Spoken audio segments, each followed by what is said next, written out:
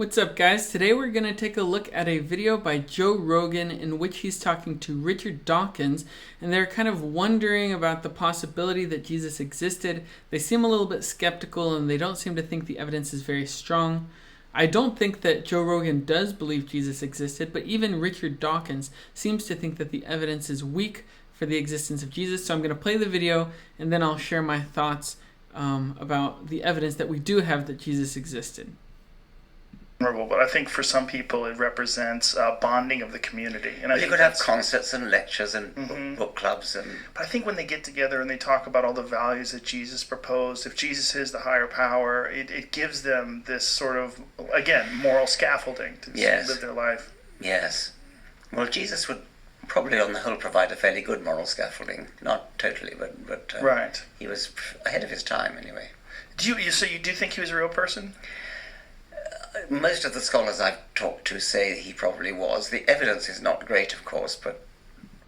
All right, so yeah, he says most scholars he's talked to think that Jesus was a real person. The evidence is not great.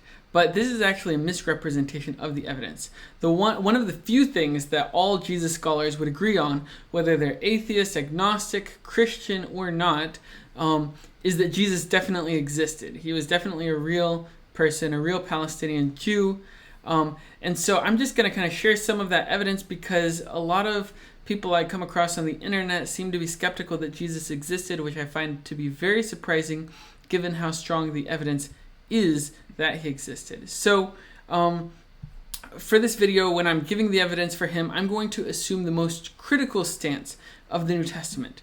And this means that we will leave out the possibility that the epistles of John were written by an eyewitness, even though they claim to be written by an eyewitness of Jesus in the very first verses. I'll leave out the possibility that either of the epistles of Peter were written by Peter, even though both of them claim to be written by Peter. I'll also leave out the possibility that the epistle of James was written by James, the brother of Jesus, even though some very good scholars like Richard Bauckham have convincingly argued that it was written by James, the brother of Jesus. I'll also leave out the possibility that the Gospels of Matthew, Mark, Luke, and John were written by any of these named individuals, even though some important scholars such as Martin Hengel, Simon Gathercole, Richard Bauckham, etc. have argued for the contrary. So I'm going to take this skeptical position and then see, assuming that none of these documents were written by the people whom they are claimed to be written by, I'll see what evidence is there that Jesus actually existed. So if Jesus really did exist, then we would expect that there would be many people who had known him, who were still alive for decades after Jesus. So if Jesus didn't exist, then we wouldn't expect a lot of people to be claiming that they had known him. The more people you have to say were involved in a conspiracy, the less likely it is that that conspiracy theory is true, simply because of how hard it is to get a large amount of people to keep their mouths shut. So if we have a lot of people claiming to have known Jesus, then the chances are that he really did exist. Interestingly, there were plenty of people that either personally knew Jesus or knew others who had been followers of Jesus. One example of this is Papias, who was an early Christian writer, and he personally knew not only the daughters of Philip, the evangelist, but also he personally knew John the Apostle. Likewise, Polycarp was another early Christian writer who was martyred for his faith, and he personally knew John the Apostle. Also, archaeologists have recently discovered the tomb of the Apostle Philip. So this is someone who personally knew Jesus, followed Jesus around, and this tomb was discovered by Francesco D'Andrea, I think in 2012. So this shows that the Apostle Philip was a real person, so that was a follower of Jesus. So we do have people claiming to know the followers of Jesus, and we have people who are claiming to be the followers of Jesus, which is what we would expect if Jesus really did exist. The picture that we get from early Christian writers alive when we would expect other eyewitnesses to be alive is that these eyewitnesses were accessible in telling their stories about Jesus.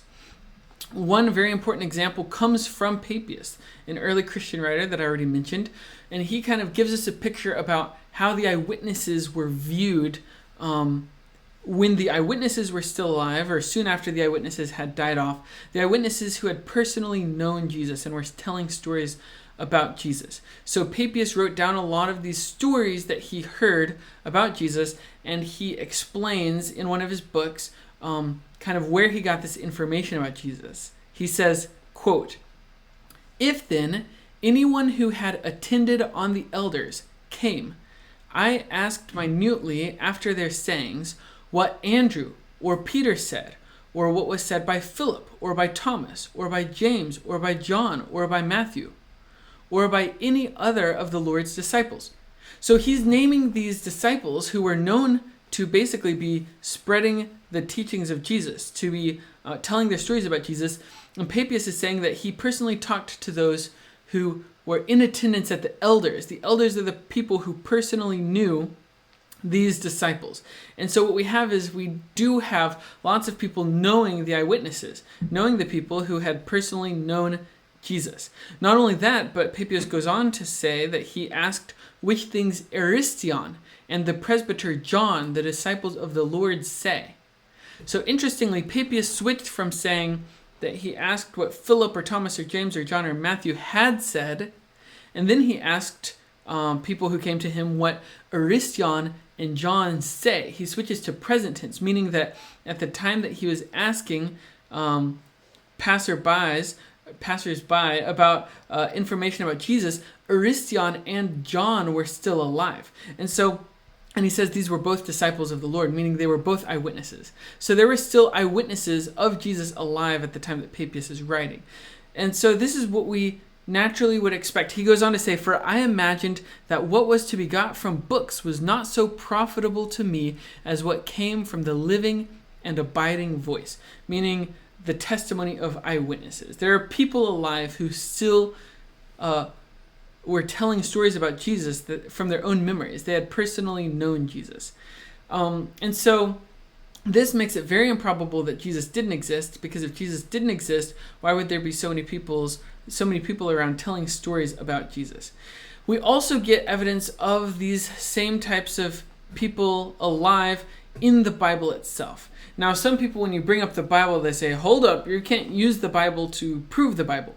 But actually, saying that you can't use the Bible as a historical source is anachronistic, meaning that you are taking a fact that happened after the Bible was written to discredit the Bible. So the Bible was canonized and considered to be scripture after it was written, not at the time that it was written.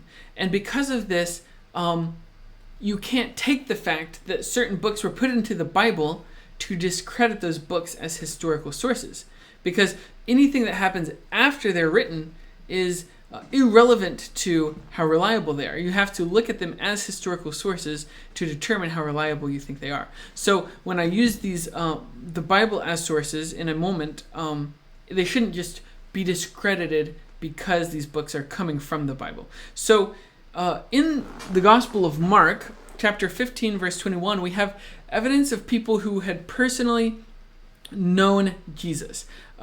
Now, I'm still assuming, for the sake of argument, that the Gospel of Mark was not written by Mark. Let's say it was written by an anonymous person who didn't know Jesus, but he still says something very interesting that's relevant to the topic at hand. He says, the author is describing Jesus carrying the cross, and he says, "They pressed into service a passerby coming from the country, Simon of Cyrene, the father of Alexander and Rufus, to bear Jesus' cross." Now, a lot of scholars have wondered and pondered over why the author says Simon of Cyrene, the father of Alexander and Rufus. Why mention Alexander and Rufus, two people who are never elsewhere mentioned in the gospel? And so most scholars have determined that the reason that the author mentions Alexander and Rufus is because the audience that the writer is writing to would have known Alexander and Rufus personally. Alexander and Rufus would have been part of the community that the author of the Gospel of Mark is writing to. And so that's why he mentions Alexander and Rufus. He's like telling a story about two people in their church. He says, by the way, the guy who carried Jesus' cross, that's the father of Alexander and Rufus. It would be very uncommon to refer to someone by the names of their children. Instead, people were identified by the names of their father, like, for example, James and John, the sons of Zebedee. It would be very unusual to refer to someone based on their sons. And so the only reasonable explanation is that the sons, Alexander and Rufus, were personally known to the community to whom Mark is writing. And so this would give evidence that there were more eyewitnesses who had personally, or at least their dad personally, knew Jesus and was likely the one who had been telling the story in the community. We likewise get the same thing in the beginning of the Gospel of Luke. The author, we're not assuming that it's Luke for the sake of argument, but the author claims to have received his information from eyewitnesses of Jesus. He says, "Since many have undertaken to compile an account of the things accomplished among us, just as they were handed down to us by those who were from the beginning eyewitnesses and servants of the word." This is the way he introduces the Gospel of Luke, which is basically a bunch of stories about Jesus. And he says he's getting it directly from eyewitnesses, which means he believes that these eyewitnesses are still around telling stories of Jesus. Likewise, Paul himself gives information about Jesus, about people who personally knew Jesus. In Galatians chapter 1, verses 18 and 19, Paul talks about how he personally met up with Cephas, aka Peter, and James, the brother of Jesus. And most scholars, actually all scholars, would agree that Paul really did write the Epistle of Galatians. So Paul personally knew the brother of Jesus. And as one scholar has famously said, if Jesus never existed, surely his own brother would have known it. Likewise, in 1 Corinthians 9:5, Paul mentions other brothers of Jesus that the Christian believers knew about. So there were brothers of Jesus, disciples of Jesus, that people knew who were still telling stories about Jesus. Now, in case you're skeptical that Paul really wrote Galatians, I have a video to show by an atheist who actually agrees that all historians would say that Paul wrote Galatians. So this atheist is Bart Ehrman. He agrees that Jesus existed and that Paul wrote Galatians, even though he's not a Christian. He just shows how powerful the evidence is that Jesus existed from Galatians. So let's take a look at this clip. We have our ancient records. Right, but yeah, and all we have for Jesus are ancient records. But we don't have any ancient records of anyone who wrote about Jesus while he was alive, do we? No, absolutely not. And we don't that's have the difference. Just as we don't have for billions of people who lived in the past that we're pretty sure existed. We have more evidence for Jesus than we have for almost anybody from his time period. So, I'm not saying this as a believer. I'm not a believer. But as a historian, I'm just saying that you can't just kind of dismiss it and say, well, we don't know. You have to look at the evidence. So there is hard evidence, I think. I would look for archaeological evidence as well. For example, we have one author who actually knew Jesus' relatives and knew his disciples. And who was that? Paul. How do we know that? Because we have Paul's letters. How do we know he didn't lie about it? Why would he lie about it? There are people. But Paul says off the cuff comments where he's not making a point. And see, that's very important to historians. In other words, a historian wants to find disinterested comments. Right. And he says things, for example, about James, the brother of the Lord, which is just an off-the-cuff comment because everybody that he's writing to knows who he's talking about. So he just makes the off-the-cuff comment. That's very important information. And that is if he wrote that. Disciples.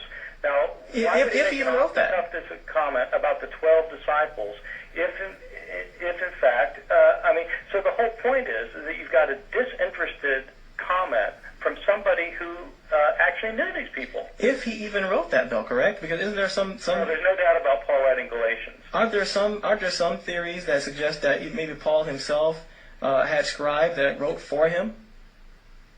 Well, every person who wrote epistles in the ancient world dictated them to scribes. Right. So how do we know then that?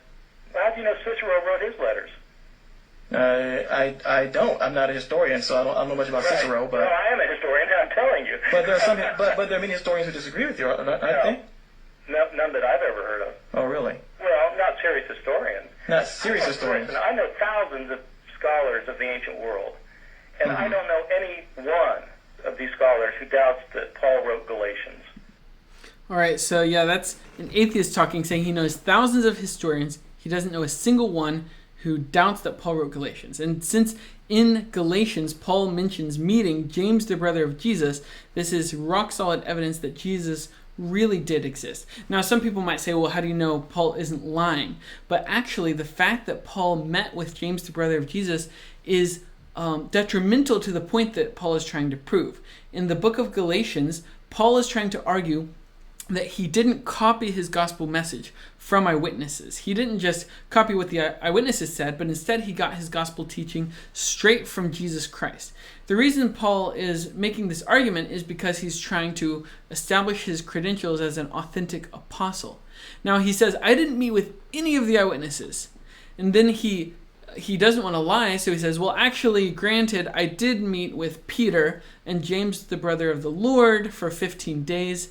But other than that, I didn't meet with any eyewitnesses. So why would Paul make that up if it's actually hurting the point he's trying to make? Paul is trying to say that he wasn't copying the eyewitnesses, and then he mentions that he did in fact meet with James, the brother of Jesus. So it doesn't make sense that Paul would be lying. We know that Paul actually wrote that. This is rock solid evidence that James, the brother of Jesus, really did exist. And as I said before, if Jesus didn't exist, surely his own brother, James, would have known about it. And so the fact that James was claiming to be the brother of the Lord gives us evidence that Jesus really did exist. So whenever you hear people wonder, is there any evidence that Jesus actually existed? The answer is yes.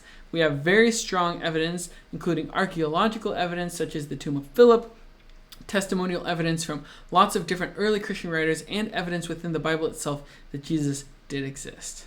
Thanks for watching. Be sure to subscribe. You won't want to miss the upcoming videos. I have some very special videos planned that I'm working on right now that I think are going to be my best videos yet. You won't want to miss them. Please subscribe, smash that like button, comment any questions you have down below, and I'll catch you in the next video.